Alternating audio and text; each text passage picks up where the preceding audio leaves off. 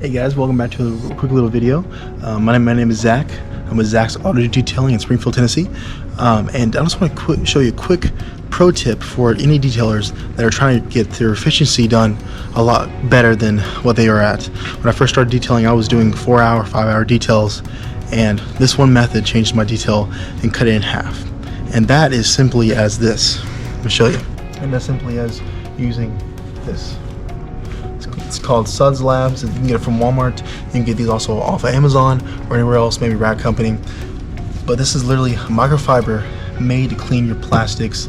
I use it to clean the plastics, the leather, seats, even floor mats. You can use it wherever you want. And this saves you so much time.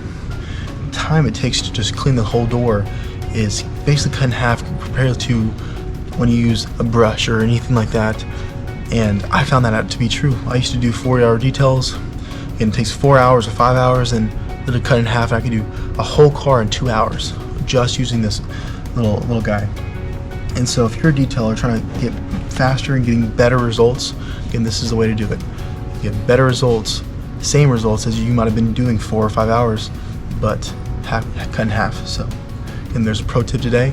And if you want to like and share this video, and until next time.